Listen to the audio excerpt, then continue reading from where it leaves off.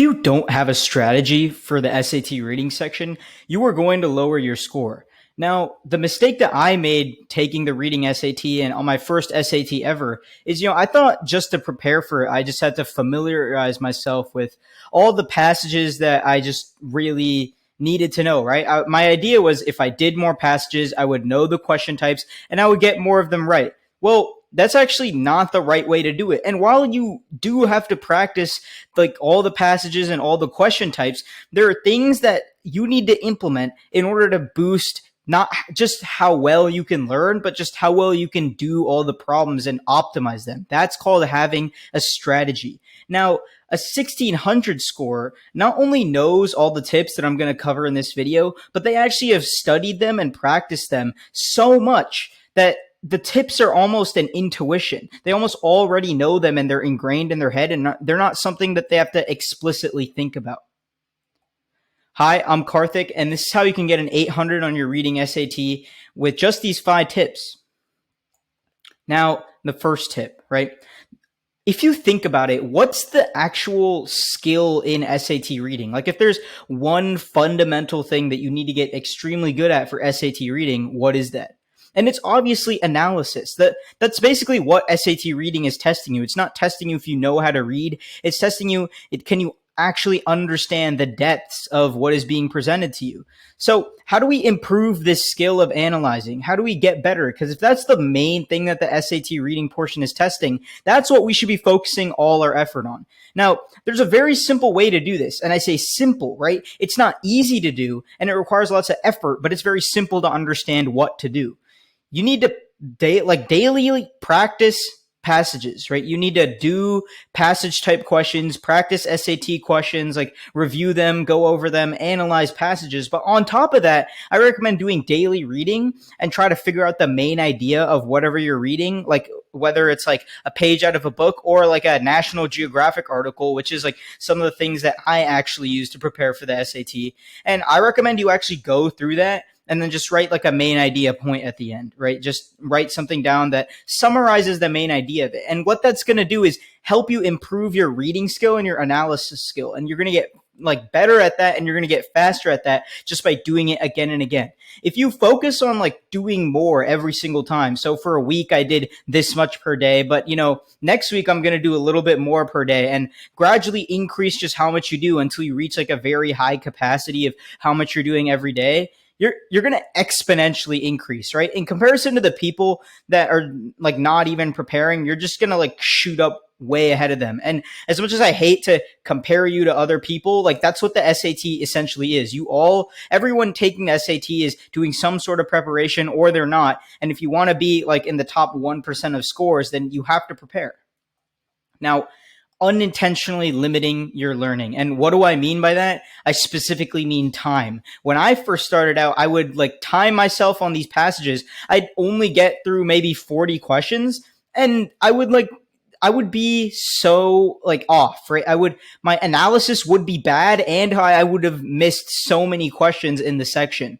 And the problem with that is that I never really gave myself the chance to learn. Right? I was limiting myself off of time. And although time is a real constraint on the SAT, when you're learning, time is not a real constraint. Your real constraint is just how good you are at like analysis. And if you want to get better at that, you need to stop timing yourself. You're cutting your ability to learn when you time yourself, right? So think about the first time that you ever learned to write. Like maybe you were a child, right? And you were just learning how to like write words. You were learning how to write the letter A, write the letter B.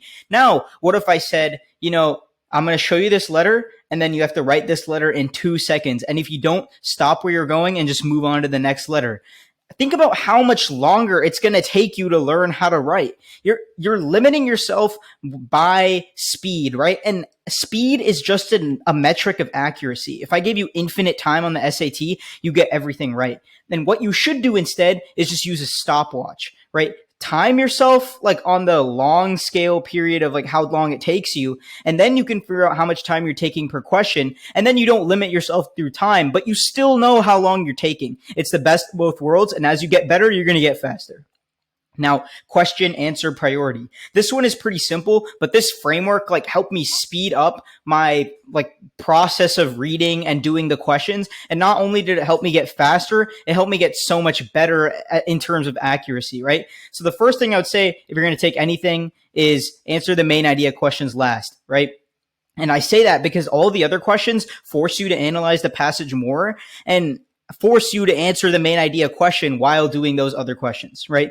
So focus on the main idea questions last, because while you're doing all the other questions, you're basically answering the main idea question by doing the analysis part that the main idea question asks for. Now, identify the easiest questions first, right? And for me, that's the questions where, this word on line like 65 most closely means what? I find those questions very easy to do personally, but do what you find is the easiest question first. Then move on to questions that have evidence. Like you have one question and then the next question is like, what is the evidence that most supports this idea? Or it just be a question where the line that most supports the idea that this happens is which line? And you pick the line. So the evidence questions are going to force you to analyze parts of the passage, and they're just going to be they're not going to be extremely difficult, and they're going to help you actually understand more about the passage while doing the question. Then finish all the other questions that are in the section that don't follow that category, and then answer the main idea question. While doing that, you're going to get faster and you're going to get more accurate.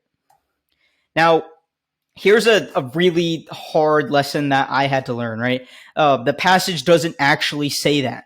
Right. And while I'm reading a passage, I'm going to the question and I see a bunch of answer choices, and a lot of them generally seem like that they could work, right?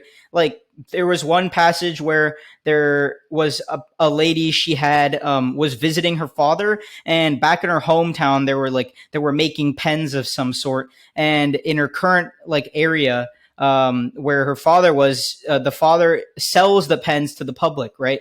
And we might infer that the place that she was from actually wasn't as nice as the place that the father was, as a result of detailed descriptions of the father's place being nice, but it doesn't actually say anything about where she's from. It just says that she's from a different place. So the SAT is designed to make you think that certain things are true when you're actually just assuming them, right? It's not a real inference.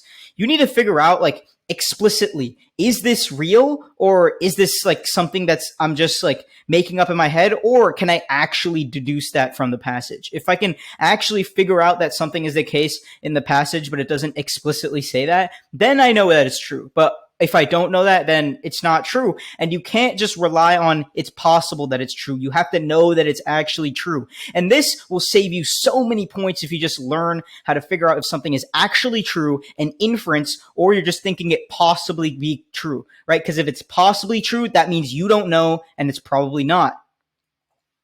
Not reading the small portion before the passage. Now, this is so essential.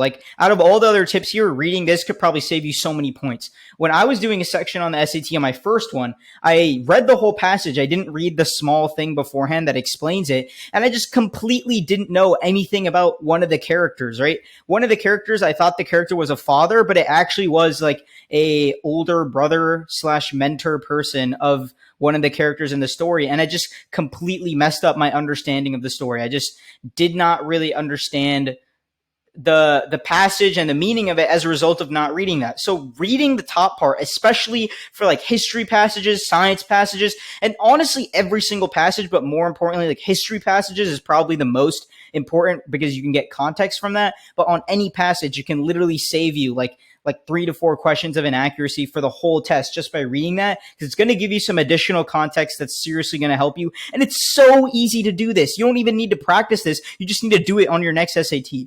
Offering SAT prep, and you should apply because I only have a limited amount of spots that I can take. So apply down below in the link in description if you're interested. And I hope you guys learned something today.